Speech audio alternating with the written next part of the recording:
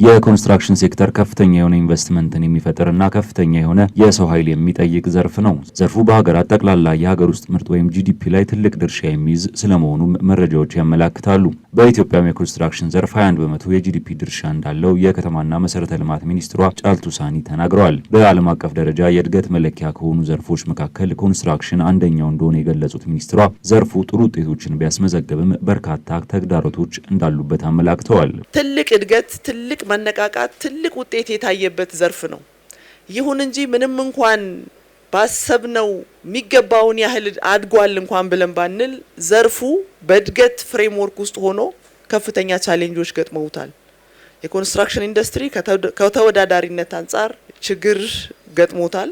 ከተወዳዳሪነት አንጻር ብለን ስንል የተቋማት ኢንኤፊሸንሲ ከአደረጃጀት ጋር የሚያያዙ፣ ከአሰራር ጋር የሚያያዙ፣ ከባለሙያ ብቃት ጋር የሚያያዙና ሌሎች ተያያዥ ጉዳዮችን የሚያካትት ሆኖ በሌላ መንገድ ደግሞ በተለይ ውጫዊ የሆነው የኮንስትራክሽን ግብአት ዋጋ ላይ ደግሞ የመጣው ነገር በከፍተኛ ደረጃ የኮንስትራክሽን ዘርፉን ውስብስብ ችግር ውስጥ አስገብቶታል። ሚኒስቴር መስሪያ ቤታቸው በዘርፉ የሚስተዋሉ ችግሮችን ለመፍታት የሚያስችሉ እንቅስቃሴዎችን እያደረገ ስለመሆኑ አክለው የገለጹት ሚኒስትሯ ዘርፈ ብዙ የሆኑ ችግሮችን ለመፍታት ግን የግሉን ዘርፍ ጨምሮ የባለድርሻ አካላት ድጋፍ እንደሚያስፈልግ ጠቁመዋል።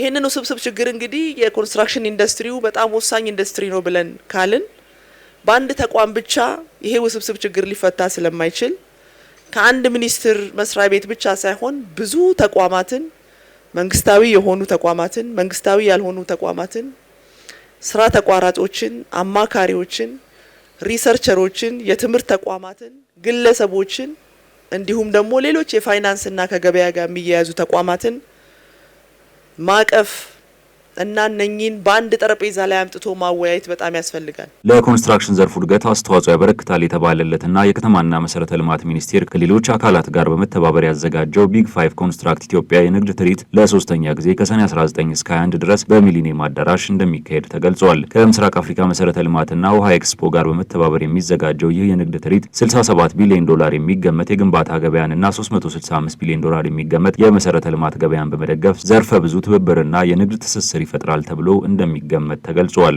የንግድ ትርኢቱ ዋና ዓላማ ዓለም በዘርፉ የደረሰበትን ደረጃ ለኢትዮጵያ ተደራሽ እንዲሆን ማድረግ መሆኑን ደግሞ የኮንስትራክሽን ስራዎች ኮርፖሬሽን ዋና ስራ አስፈጻሚ ኢንጂነር ዮናስ አያሌው ተናግረዋል። የዚህ ፕሮግራም ዋና ዓላማ በኮንስትራክሽን ኢንዱስትሪውን በማዘመን ረገድ ዓለም ላይ የደረሰበትን የኮንስትራክሽን ማቴሪያልስና ሲስተሞችን እንደዚሁ ኢትዮጵያ ደግሞ እንድትጋራ ማድረግ ነው። በዛ ረገድ ባለፉት 2 ዓመታት ትልቅ አቅም የፈጠረልን መሆኑን ለማስገንዘብ ፈልጋለሁኝ። በንግድ ትርኢቱ ላይ ከቻይና፣ ጀርመን፣ ህንድ፣ ጣሊያን፣ ኬንያና የተባበሩት አረብ ኤምሬትስን ጨምሮ ከ20 ሀገራት የተውጣጡ ከ180 በላይ ኤግዚቢሽን አቅራቢዎች አዳዲስ የግንባታና መሰረተ ልማት ግብዓቶችን ያቀርባሉ ተብሎ እንደሚጠበቅ ተነግሯል።